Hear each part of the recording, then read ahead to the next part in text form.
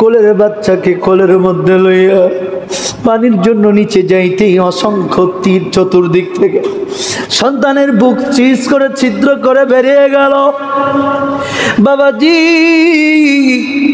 সন্তানের বুক ছিদ্র হয়ে যখন বেরিয়ে গেল, হুসাইন সন্তানকে শেষ হতে দেখা আর পানির মধ্যে হাত না ডুবাইয়া হুসাইন চলে গেল।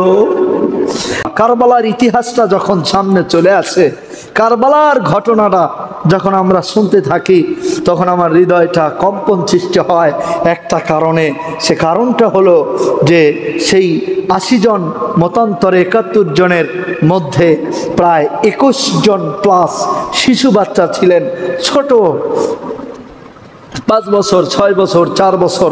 ইমাম হুসাইন রাদিয়াল্লাহু তাআলা আনহুর সন্তান, তার ছেলে, তার মেয়ে, তার পরিবারবর্গ, ভাতিজি ভাতিজা, এরকম ভাগিনী ভাগিনা সবাইকে নিয়ে হাজির হয়েছেন। দাওয়াত দিয়েছেন প্রেসিডেন্ট, যার কারণে তিনি গেছেন। যাওয়ার পর সবচেয়ে নির্মম শহীদ হয়েছেন সেই ৭১ জন প্লাস আরও ২ জন। সেই ২ জনের একজন, ২ জনের বাবার নাম হচ্ছে মুসলিম বিন আকিল, যিনি দুধ হয়ে গিয়েছিলেন হুসাইনকে এই খবর পাঠানোর জন্য যে হুসাইন বর্তমান কুফার পরিস্থিতি ভালো, তুমি তোমার পরিবর্গ নিয়ে চলে আসো। এই চিঠিটা লেখা শেষ, এই ২ জন ছেলের সামনে তার বাবাকে যখন টুকরা টুকরা করে কেটে ফেলা হচ্ছিল, তখন তারা ২ জন পলায়ন করছিলেন। ইবনে জিয়াদ, উবাইদুল্লাহ ইবনে জিয়াদ ঘোষণা দিয়ে দিল ২ জন ছেলে হারিয়ে গেছে, এই ২ জন ছেলেকে যদি তোমরা ধরে দিতে পারো ১০০ লাল উট এবং কুফার সবচেয়ে বড় পুরস্কারটা তোমাদেরকে দেওয়া হবে। এই ২ জন ছেলে ঘুরতে ঘুরতে দিশা হারিয়ে একটা বাড়িতে গিয়ে উঠল। যেই বাড়িতে গিয়ে উঠল, এই মা বড় ভালো ছিল, তিনি এই ছেলে ২ জনকে থাকতে দিলেন সারা রাত। এই মহিলার স্বামী এই ছেলে ২ জনের খুঁজা লাস্টে দেখে ঘরের ভিতরে কান্নার আওয়াজ। পুরো কুফা নগরীর অলিতে গলিতে খোঁজা শেষ, এখন দেখে রুমের মধ্যে কান্নার আওয়াজ। বেবি বলো তো আমার রুমের মধ্যে কে? বলে রুমের মধ্যে কেউ নেই। বলে কান্নার আওয়াজ? বলে বাইরে থেকে আসতেছে। সুবহানাল্লাহ। বলে না আমার রুমের মধ্যে। বলে না বাইরে। বলে না রুমের মধ্যে। বলে তাহলে তুমি বাইরে যে আগে দেখে আসো। বাইরে পাঠাই দিয়া ছেলে ২টারে কার্টুন বক্সের মধ্যে ঢুকাইছে, ঢুকায়া সাইডে একদম খাটের নিচে চিপায় ফেলাইয়া দিছে। এখন বাইরে খুঁজে এসে বলে স্ত্রী, এই কান্নার আওয়াজ ভিতরে? বলে না বাহিরে। বলে না ভিতরে? বাহিরে তো দেখলাম নাই কোথাও। পরে ভিতরে আসছে, ভিতরে এসে খুঁজতে খুঁজতে এই শয়তানটা দেখে একটা কার্টুন নড়াচড়া করে। আরে কার্টুন নড়াচড়া করে, এবার বার করছে, বাইর করে দেখে ২ জন বাচ্চা। ২ জন বাচ্চারে নির্মমভাবে কতল করেছে, শিরচ্ছেদ করে ফেলেছে, দেহটারে জড়ায় দুইরা শাহাদাত বরণ করেছে। ইতিহাস সাক্ষী, এই পৃথিবীতে যারাই নিজের ক্ষমতা, দাম্ভিকতা, নিজের অহংকার, নিজের আত্মমর্যাদা, নিজেকে প্রতিষ্ঠা করার লক্ষ্যে, নিজের ক্ষমতার মসনদকে টিকে রাখার লক্ষ্যে যারাই শক্ত হাত বাড়িয়ে দিয়েছিল, তাদের মধ্যে ছিল নমরুদ, ফিরাউন, হামান, আবু জেহেল, উতবা, সাইবা, আবু সুফিয়ান। ইতিহাস পড়ে দেখবেন কেউ পারে নাই। ইনশাআল্লাহুল আজিজ যেই হোক না কেন, ইমাম হাসান হোসেনকে শাহাদাত করতে পারলেও, তাকে শেষ করে দিতে পারলেও, শহীদ করতে পারলেও ক্ষমতা টিকে রাখতে পারে নাই কষ্টিম কালেও পারবেও না ইনশাআল্লাহ। আমার ভাইদেরকে যতই মারা হোক আর আমার হোসেন পরিবারকে যতই মারা হোক, শেষ পরিণতি ভালো ছিল না। জোরে বলেন ঠিক কিনা? আপনারা অবাক হবেন, মুআবিয়া বলতেছিল, ইয়াজিদ তুমি আমার সন্তান, তুমি আমাকে হত্যা করছো কেন? ইয়াজিদ বলতেছিল, তুমি ঘোষণা দিয়েছো আমি প্রেসিডেন্ট, আর তুমি যদি বেঁচে থাকো তাহলে আমাকে ক্ষমতায় কেউ মানবে? দেখছেন টেকনিক? তুমি ঘোষণা দিছো ছেলে প্রেসিডেন্ট, তুমি যদি বেঁচে থাকো বাবা তাহলে আমাকে প্রেসিডেন্ট মানবে না, অতএব তোমাকে দিই শুরু। মুআবিয়া শহীদ হওয়ার পথটা সুগম করছে, ঠিক কিনা? কারণ ঘোষণা যদি না দিত তাইলে ইয়াজিদ বাবারে মারতো না, কারণ বাবা মরলে তো ক্ষমতা হোসেন পাবে। হযরত মুআবিয়া যদি নরমালি মারা যায়, জীবনের তো হায়াতের একটা অন্তিম সময় আছে, তাইলে তো ইয়াজিদকে কেউ প্রেসিডেন্ট মানবে? আর নির্বাচনে গেলে হোসাইনের সাথে তো ইয়াজিদ পারবে না, পারবে? বলেন পারবে? এই জন্য ইয়াজিদ কৌশল করে বাবারে ঘোষণা দেওয়া হয়েছে, তুমি ঘোষণা দাও আমি প্রেসিডেন্ট। ঘোষণা দেওয়ার পর এখন বলে, বাবা তুমি যদি বেঁচে থাকো আর আমি যদি প্রেসিডেন্ট হই, কেউ মানবে? বলে না, মানবে না। তাইলে তোমারে সামনে থেকে সরাইয়া দিই। সরাইয়া দিছে। দেওয়ার পর খুব গুরুত্বপূর্ণ কথা, কিন্তু ইন্টারেস্টিং, হুসাইন রাদিয়াল্লাহু আনহুকে চিঠি দিয়ে নিয়ে আইসা একজন একজন করে পানির কষ্ট, খাবারের কষ্ট, বিভিন্ন রকম কষ্ট দিচ্ছে। আবার ভাইরা, নবীর আওলাদ, নবীর নাতি হুসাইন রাদিয়াল্লাহু তাআলা আনহু বাড়িতে আইসা, হুজরাখানা কামরার মধ্যে আইসা, তাবুর মধ্যে আইসা হাস হুসাইন ডাক দিয়ে বলে, সকিনা রে, হো নবীর আওলাদেরা শোনো, আমাকে পানি পর্যন্ত দেওয়া হচ্ছে না। আমাকে বলেছে পানি এই কুফা যুদ্ধ কইরা বিজয় কইরা পানি আনতে হবে। নবীর আওলাদ ডাক দিয়ে বললেন, ঠিক আছে আমরা যুদ্ধই করব, আমরা যুদ্ধে অংশগ্রহণ করব, তবে তার আগে ঘোষণা দাও, নবীর আওলাদ যুদ্ধ পছন্দ করে না। নবীর কাজ যুদ্ধ করা নয়, যুদ্ধ মীমাংসা করা আমরা নবীর আওলাদ। তোমরা মীমাংসায় আসো। কুফাবাসী বলল, না আমরা মীমাংসায় যাব না, তুমি পারলে কুফার তীর উন্মুক্ত করে পানি এখান থেকে গ্রহণ করো। হুসাইন কোলের বাচ্চাকে কোলের মধ্যে লইয়া পানির জন্য নিচে যাইতেই অসংখ্য তীর চতুর্দিক থেকে সন্তানের বুক চিজ করে ছিদ্র করে বেরিয়ে গেল। বাবাজি, সন্তানের বুক ছিদ্র হয়ে যখন বেরিয়ে গেল, হুসাইন সন্তানকে শেষ হতে দেখা আর পানির মধ্যে হাত না ডুবাইয়া হুসাইন চলে গেল। যাইয়া তাবুর মধ্যে গিয়ে ডাকতে বলে, তাবুবাসীরা রে, এই যে বিবি তোমার সন্তানকে লও, আমি পানি পান করে নিয়ে আসছি। আবার সন্তান দিয়া তাবুর প্রায় 41 জন লোককে বলল, অবস্থান করো। এই 70 জনের মধ্যে 30 জনের মতো ছিল নারী আর শিশু। এদেরকে যখন বলল, এরা বলল যাও যুদ্ধ করো। গিয়া যুদ্ধ শুরু হয়ে গেল। এক পর্যায়ে সবাই শাহাদাত বরণ করল। নবীর আওলাদ হুসাইন এখনো পর্যন্ত জীবিত আছেন। হুসাইন সোমবার থেকে শুক্রবার পর্যন্ত লড়াই করল। দীর্ঘ 10 দিন লড়াই করার পর হুসাইন রাদিয়াল্লাহু তাআলা আনহু পহেলা মুহররম থেকে 10ই মুহররম পর্যন্ত যুদ্ধ চলল। হুসাইন আস্তে করে 10ই মুহররম জুমার দিন ছিল। ইয়াজিদ বাহিনীকে ডাক দিয়ে বলল, বাহিনীরা রে, তোমরা যদি আমার হাত কেটে চাও কেটে ফেলতে পারো, বা কাটতে চাও কেটে ফেলতে পারবা, কিন্তু আমার শাহাদাত হবে না। অতএব আমি 2 রাকাত নামাজ পড়তে চাই। ইবনে জিয়াদ ডাক দিয়ে বলল, হুসাইন তুমি নামাজে দাঁড়ায় যাও, নামাজ আদায় করো। হুসাইন ছোট ছোট সূরা দিয়া নামাজ পড়ে, কারণ হুসাইন চিন্তা করে যদি লম্বা সূরা দিয়া নামাজ পড়ি ইয়াজিদ মনে করবে হুসাইন মনে হয় সবাইকে হারায় ভয় পায় গেছে। আবার হুসাইন রাদিয়াল্লাহু তাআলা আনহু 1 রাকাত নামাজ শেষ করে 2য় রাকাতের জন্য দাঁড়াইছে। এমন সময় রে চতুর্দিক দিয়ে তরবারি আইসা হুসাইনের হাত পা কাটা শুরু হয়ে গেছে। হুসাইন নামাজটা শেষ করতে পারলেন না, কোন রকম ডল খেয়ে পড়ে গেলে উবাইদুল্লাহ ইবনে জিয়াদ সীমারে পাঠাইছেন। সীমা তরবারি লইয়া অনেকক্ষণ চেষ্টা করার পর হুসাইন ডাকতে বলে, হুসাইন রে, তোমার শরীরে কোথাও কাটতে পারি না, কারণ কি? হুসাইন ডাকতে বলে, আরে আমার নবীর মায়ের দিন, কারবালারি প্রান্তে আজি রক্তে যে রঙিল। সীমার সনব, আমার নানু ভাই আমার পুরো শরীরে চুম্বন দিয়েছে, তুমি চেষ্টা করলেও কাজ হবে না। তবে শোনো, আমার নানু ভাই আমার ঘাড়ে চুমা দেয় নাই। আমার সীমারের বুঝতে দেরি হইল না, হোসেনের ঘাড়ে কোপ দেয়া ঘাটটা আদা করে ফেলল।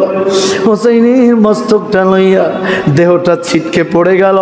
এইবার সবচেয়ে খারাপ কাজ যেটা করছে এই কাফের মুশরিকরা, এই মুনাফেক মার্কা লোকজন ঘোড়া লইয়া হোসেনের দেহের উপরে দৌড়ানি শুরু করেছে।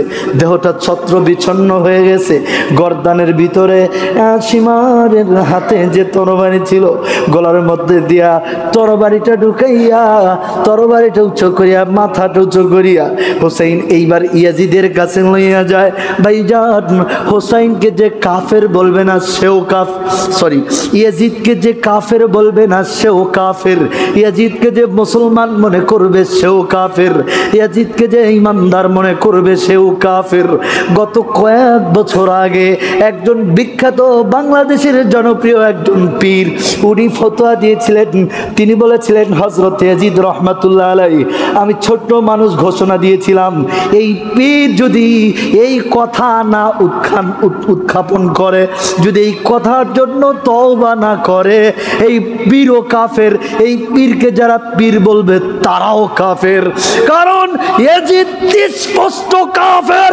আবার হয়ে আব্বাসের মসজিদের ইমাম সাহেব ইয়াজিদকে বলেছেন ইয়াজিদ কাফের না, এই ইমামের পিছে নামাজ পড়াও কুফরি, এই ইমামের পিছে নামাজ হবে না, কারণ আমার রসুলের পরিবারকে যারা অর্ডার দিয়া কতল করাইতে পারে ওরা মুসলমান না, ওরা কাফের, কোনো সন্দেহ নাই।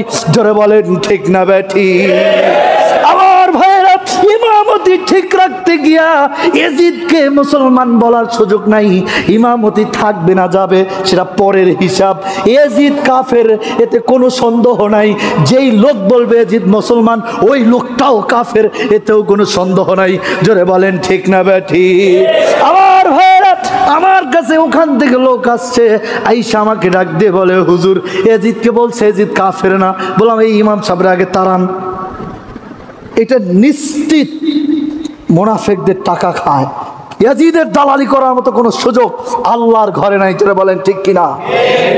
কারণ হুসাইনকে যিনি প্রেসিডেন্ট থাকাকালীন মারছে, মনে রাখবেন, বাংলাদেশ শুধু নয়, পৃথিবীর যে কোনো রাষ্ট্রের একটা রুলস আছে, একটা সাংগঠনিক একটা নিয়ম আছে, সাংবিধানিক একটা নিয়ম আছে। বাংলাদেশে যদি একজন মানুষও মারা যায় আর সেটা যদি কারো গুলিতে হয়, এর জন্য সরকারকে দায়ী করতে হয়, ঠিক কিনা? ওই সময় ইয়াজিদ ক্ষমতায়, আর ইয়াজিদ তার হুকুম দিয়া হুসাইনকে মারছে, তারপরে বলে ইয়াজিদ মুসলমান। আমি ওই পীর সাহেবের ওই ভিডিওটা সবচেয়ে বেশি ফেসবুক, ইউটিউবে বেশি ভিউ হয়েছে। কমেন্টে অনেকে অনেক রকম কথা বলেছে। আলহামদুলিল্লাহ, সব মুসলমানের সন্তান সবাই বলেছে ইয়াজিদ কাফের, এতে কোনো সন্দেহ নাই। কারণ হোসাইনের দেহটা ছত্র বিচ্ছন্ন করে ফেলেছে। মাথাটা যখন নিয়ে ইয়াজিদের সামনে রাখছে, ইয়াজিদ, শয়তান কত বড় খারাপ, পায়ের বুড়ানক দিয়া ওই হোসাইনের ঠোঁটে পায়ের বুড়ানক নাগায়া কয়, আজকে প্রতিশোধ নিতে পারছি। নাউজুবিল্লাহ, নাউজুবিল্লাহ। মানে পা দিয়া নবীর আওলাদের ঠোঁটের উপরে লাগায়া বলতেছে, আজকে প্রতিশোধটা নিতে পারছি, আজকে আমার দাদা হত্যার প্রতিশোধ নিছি। দাদা হলো আবু জেহেল, আবু সুফিয়ান। নাউজুবিল্লাহ। ওই যে বদরের যুদ্ধে আবু জেহেল হত্যা হয়েছিল, আবু সুফিয়ান কতল হয়েছিল, সেইটার প্রতিশোধ আজকে নিলাম। রাসূলকে নিতে পারি নাই, রাসূলের নিকটস্থ কাউরে পারি নাই, হোসাইন রে নিলাম। নাউজুবিল্লাহ। তারপরে ইয়াজিদ নাকি আলাইহিস সালাম। নাউজুবিল্লাহ। আমার ভাইয়েরা, ইয়াজিদের আচরণ আমাদের কারো মধ্যে থাকতে পারে, তাই বলে কি আমরা এজিদকে ভালো বলবো? বলেন বলেন বলেন। আল্লাহ আমাদেরকে হেফাজত করুক, বলো আমিন। আরো জোরে বলে আমিন। এইবার এজিদের ফার্স্ট টার্গেট মদিনায় চিঠি পাঠায় দিছে। চিঠি পাঠায় দিয়া মদিনাবাসীরে লেখছে, মদিনাবাসী তোমরা আন্দোলন থামাও, আমি হোসেনকে শেষ করে দিচ্ছি। নাউজুবিল্লাহ। তোমরা আন্দোলন থামাও, যদি না থামাও আমি উপযুক্ত ব্যবস্থা নেব। আন্দোলন তো চলছেই, আন্দোলনের গতিতে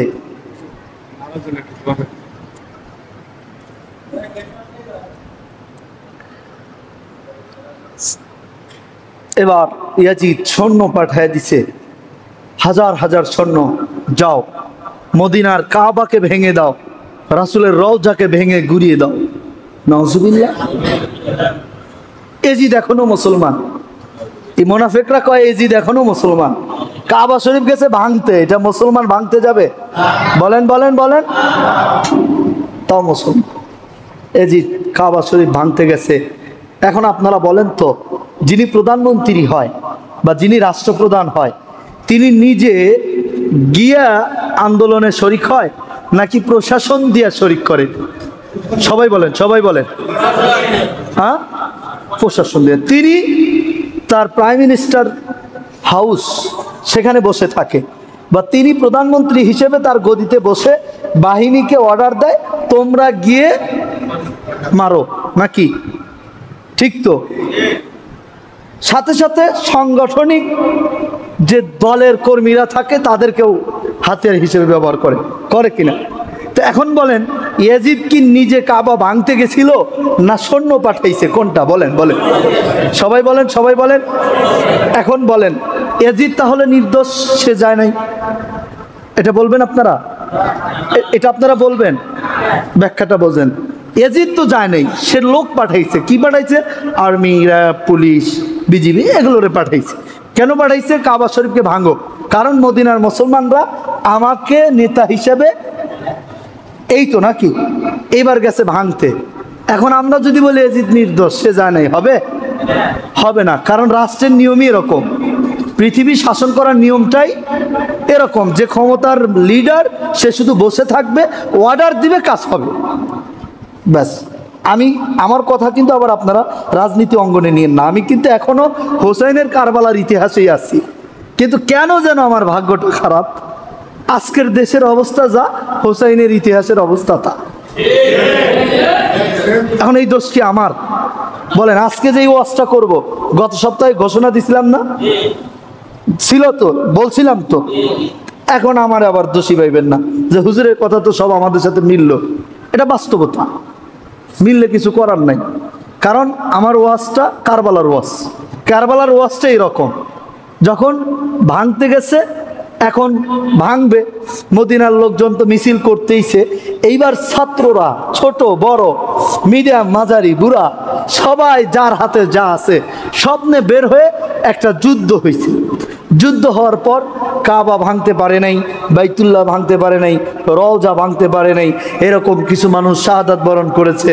কিছু প্রশাসন ওই সময় যারা কতল হয়েছে সবাই বলেছে আলহামদুলিল্লাহ। সবাই কি বলেছে? সবাই কি বলেছে? জোরে বলেন না, জোরে বলেন। এখন আপনারা যদি এরকম পরিস্থিতিতে আলহামদুলিল্লাহ বলেন, দোষটা তো আমার না। তো যারা ইয়াজিদের সৈন্য মারা গেছে বলছে আলহামদুলিল্লাহ, খুব ভালো হয়েছে। ওই সময় ইন্টারনেট প্রযুক্তি ছিল না, তাই ইন্টারনেট প্রযুক্তি বন্ধর সুযোগও।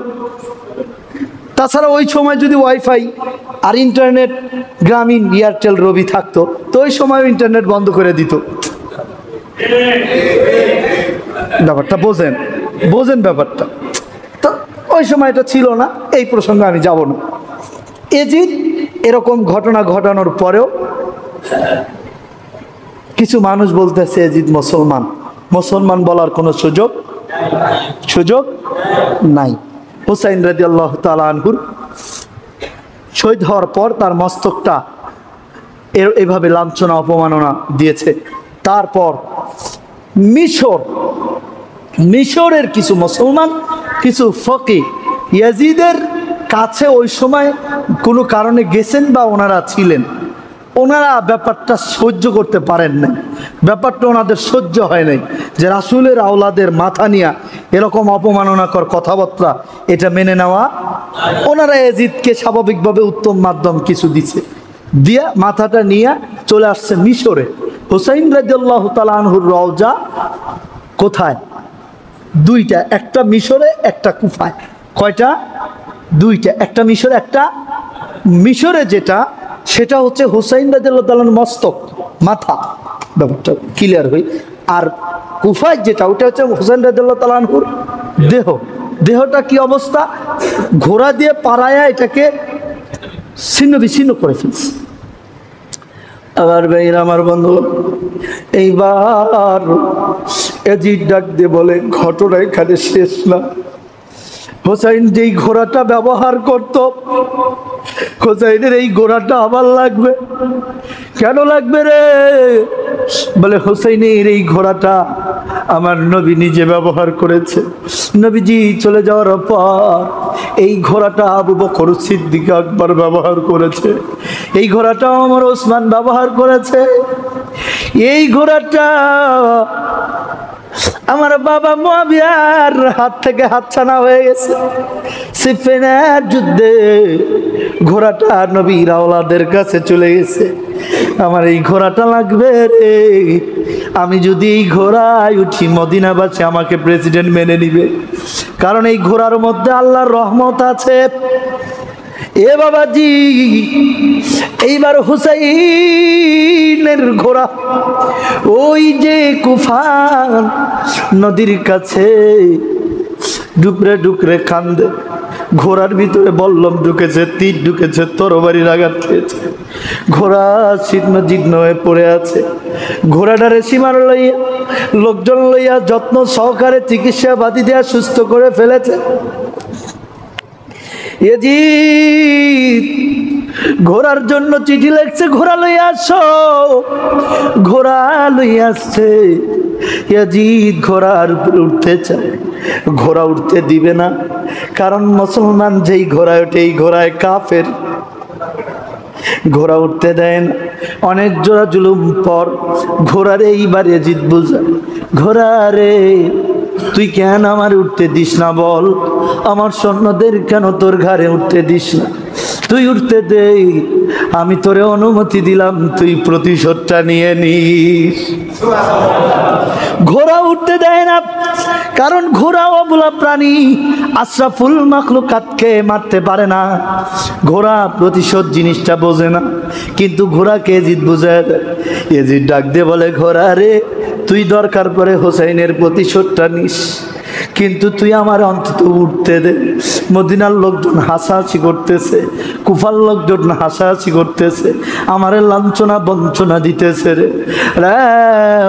হোসাইনের ঘোড়া তোর যা ইচ্ছা করিস, আমাকে আগে তোর পিঠের উপরে উঠতে দে। ঘোড়া দুই পা সামনের দুই পা বাস কইরা দিয়া ঘোড়া এইবার শুয়ে পড়েছে। ইয়াজিদ ঘোড়ার উপরে উঠছে। ঘোড়া নীরবে নীরবে, ঘোড়া কিছুই বলে না, যেদিকে চালায় ওই দিকেই চলে। ঘোড়াকে যা বলে ঘোড়া তাই শোনে। হঠাৎ করে একদিন ইয়াজিদ এত অসুস্থ হয়ে পড়ছে, মাত্র কয়েকদিন পরেই এবার ঘোড়ার উপরে উঠা ইয়াজিদ চিকিৎসালয়ে গেছে। চিকিৎসালয় থেকে বলে দিছে, ইয়াজিদ রে তোমার শরীর থেকে যে দুর্গন্ধ ছড়ায়, এই দুর্গন্ধ কখনো দূর হবে না, এই দুর্গন্ধ সারবে না। এইবার ইয়াজিদের স্ত্রী ডাক দিয়ে বলে, এই দুর্গন্ধ থাকলে আমি তোমার সাথে শুইব না, তোমার সামনে যাব না। কাজের লোকজন আর ইয়াজিদের কাছে যায় না। এইবার ইয়াজিদ বমি করে রক্ত বের হয়, বাথরুম করে রক্ত বের হয়, কিছু খায় হজম হয় না। এইরকম একটা কুষ্ঠ রোগ হয়ে গেল। কিছুদিন পর ইয়াজিদের শরীর মাটিতে পচে পচে থুকরে থুকরে পড়তে লাগলো।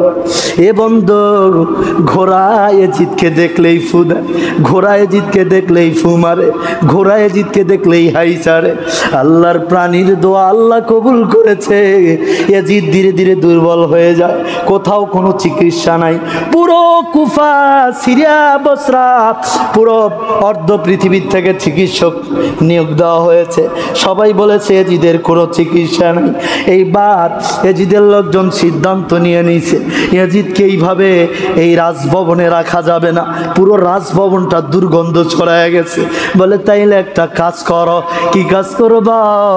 বলে ঘোড়ার পিঠের উপরে বসায় দাও। এজিদকে ঘোড়ার পিঠের উপরে বসায় দিছে।